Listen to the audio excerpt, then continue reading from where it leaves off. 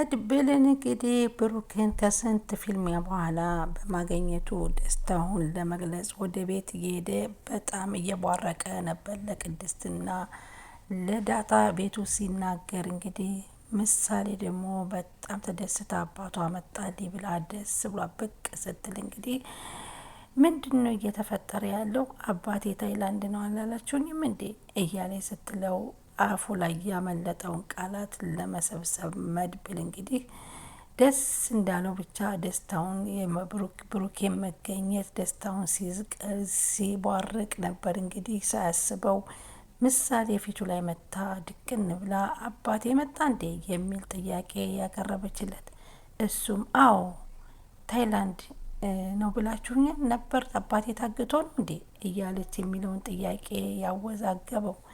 እንግዲህ በዚህ ምክንያት ቅድስት ደግሞ በጣም ተደስታ እንግዲህ ብሩክ የመጣ ብላ የጀመረችውን ፍቅር ለመጨረስ እንግዲህ ደስታዋን ሙሉ ሆኖላት አብራ እየቧረቀች ነበር። ሆኖም ግን ብሩኬ ለማምለጥ ብሎ ሰንሰለቱን ቆርጦ ከእጁ አስወግዶ ለመውጣት ባሰበበት ሰዓት ግን በጠባቂዎቹ ሳይወጣ ባለመቻሉ የተቀጠቀጠና እየተደበደበ ስቃውን እያየ እዛ ቦታ ሳያመልጥ በመቅረቱ በጣም ያሳዝናል። ሆኖም ግን ወንድሙ ጀግናው መድብል እንግዲህ የአካባቢ መሆኑን ስላወቀ እንደምንም ብዬ መስዋዕትነት ከፍዬ ወንድሜን ማውጣት አለብኝ ብሎ ቆርጦ ተነስቷል። ዝና በአሁኑ ሰዓት ስለ ብሩክ ቤተሰቦች እያጠና ይገኛል። ብሩክ ቤተሰቦቹ እንግዲህ እሱ ሀብቱ ንብረቱን እንዳስቀረ ያውቃል። ምክንያቱም እነሱ ወደ ውጭ ሀገር እንዲወስድ ያዘዙትን መድኃኒት ወስዶ ግን ገንዘባቸውን ከተቀበለ በኋላ ልጁን አሳክሞ ያንን ነገርም ለተባለው ሰው ሳይሰጥ የትም ቦታ ቆሻሻ ጥሎት ስለመጣ አሁን ቤቱን እንዳስቀረ መኪናውን ብቻ እንደሸጠ የሚያውቀው ዝና ቤቱንም ሆነ ቤተሰቦቹ በእናት በአባቱ ያሉ ንብረቶችን አሁንም መውረስ አለብን በማለት ዝና ተነስቶበት ነበር። በዚህን ሰዓት እንግዲህ ማህሌት ጋር ቀጥ ብሎ ሄዶ ማህሌትን የብሩክ ቤተሰቦች የት ናቸው ያሉት በማለት ይጠይቃታል። እሷም የብሩክ ቤተሰቦች ሞተዋል፣ ሰማይ ላይ ነው ያሉት ሲል ንብረታቸውን ሰማይ ላይ ነው ማለት ነው ያለው በማለት በጣም ይህንን ሲሰማ ተናዷል። ኤፍራታም እንግዲህ ዝናንና ካሊብ ሙሴሲን እየፈራች ከቤት ውስጥ አልወጣም ብላ በጭንቀት ተውጣለች። ወደ መድብል ስንሄድ አሁንም ጀግናው መድብል ወንድሙን ምንም ነገር እንደማያስነካው እንደሚያስወጣው ቆርጦ ተነስቷል።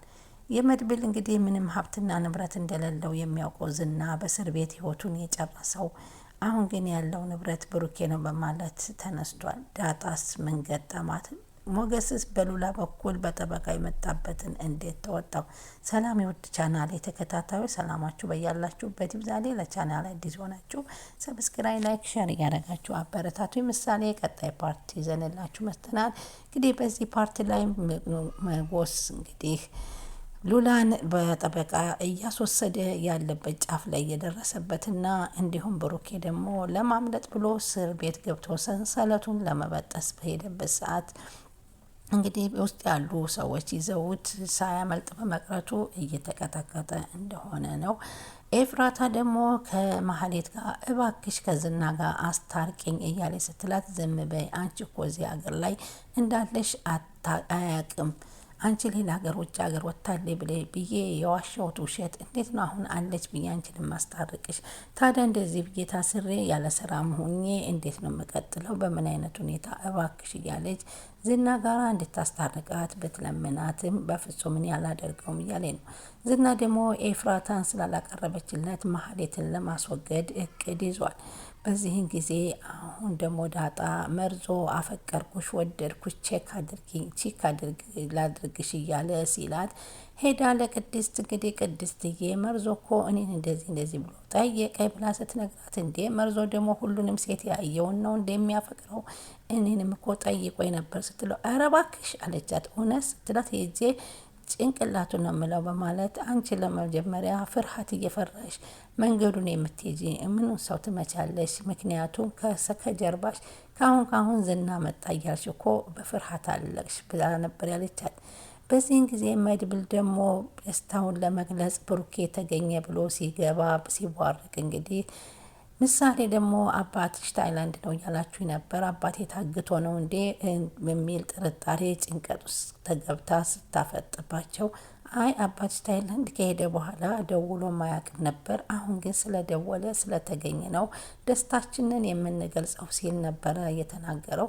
እንግዲህ ወደ ሉላ ስንሄድ ደግሞ ሉላ ደግሞ ከዚህ ከጠበቃው ጋራ ስልክ እየደወለ በቤቷ መምጣት እንዳለበት ሲነግራት፣ እባክህ አትምጣ በቤት አሁን መጎስ የሚመጣበትም ሰዓት ደርሷል፣ አንድ ችግር ይፈጠራል ተወይም ስትለው፣ እና አንተ ደግሞ ባለ ልጅና ባለ ትዳር ነኝ እያልክ ከኔ ጋር እንደዚህ መሆንህ ጥሩ ነው ወይ ስትለውም፣ እናንተ አይገባችሁም እንዴ እኔ እኮ ምንም አላልኩሽም፣ አንድ ቀን ውሎና ሌሊት ከኔ ጋር ሁኝና ስንት ቀን የለፋችሁበትን ገንዘባት ሀብት ንብረታችሁን ላስቀብላችሁ እንዳንቺ አይነት ቆንጆ በዓለም አላየሁም፣ በጣም ቆንጆ ነች፣ ቁንጅናች ማርኮኛል እያለ እንግዲህ ደላላው ሲላት እባክህ እያለች ብትለምነው፣ በመካከል ላይ ወደ መጎስ ደውላ መጎስ እንግዲህ ወደ ቤት እንደሚመጣ ስትነግራት፣ አትምጣ እኔ ወደ አንተ አለሁበት ነው የምመጣው እያለ ስትለው፣ እሱ ደግሞ አይ እኔ አንቺን ዝናን አንድ ነገር ያደርግሻል ብዬ ስለምፈራ እኔ አልፈልግም ወደ እኔ እንድትመጪ፣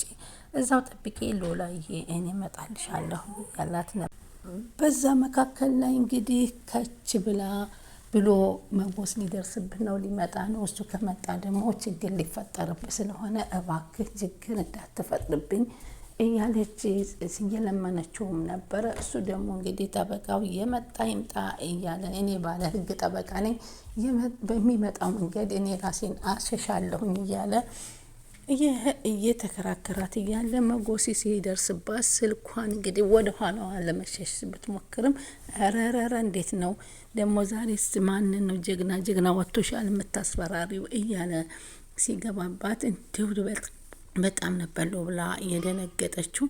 በኋላም እንግዲህ ምንም እስካሁንም ለመጎስ የገለጸችለት ነገር የለም። ሉላን እንግዲህ ሞገስ እያጣ ይመስላል። በገዛ እጁ ነው እንግዲህ እያጣት ያለው። ሆኖም ግን አሁን ደግሞ መርዞና ቅድስት ደግሞ በህልሟም ሆነ በውኗ ቁጭ ብላ የምታስበው ብሩክን ነው። ዳጣ ጋር ቁጭ ብለው እያወሩ እያሉ ዳጣም እንግዲህ አንቺ አቅምሶሻል እንዴ ስትል ነበር የጠየቀቻት ቅድስትም ደግሞ ምንድን ነው የሚያቀምሰኝ ስታ ፍቅር ነበር ያለቻት። እኔ ይመስለኛል በህልምሽ እያየሽ ነው መሰል ፍቅር አስጀምሮሽ አላስጨረሰሽም መሰል ብሩኬ እንጂ እንደዚህ የሆንሽው ለብሩኬ እያለች ዳጣ ስትላትም፣ በእርግጥ ቅድስት ብሩኬን በጣም ትወደዋለች። ምሳሌም የራሷን ልጅ አድርጋት በቤት ውስጥ አብራ ብትኖር ደስታዋን ወደር የለውም። ብሩኬም ቢሆን ቅድስትን ለወደፊት የህይወት አጋሩ ለማድረግ ያሰባትና የተመኛት ነበረች። በመካከል እንግዲህ የተፈጠረው ችግር እንዳለ ሆኖ መድብልም ወደፊት ብሩኬ ቢመጣ ከቅድስት ጋር እንደሚያገናኛት ቃል ገብቶላታል። በዚህ መካከል ግን የህልም እንጀራ ሆኖባታል። በህልሟ እያለመች ብቻ ተቀምጣለች። ቅድስት ዛሬ ይመጣል በሚል ተስፋ ሰንቃለች።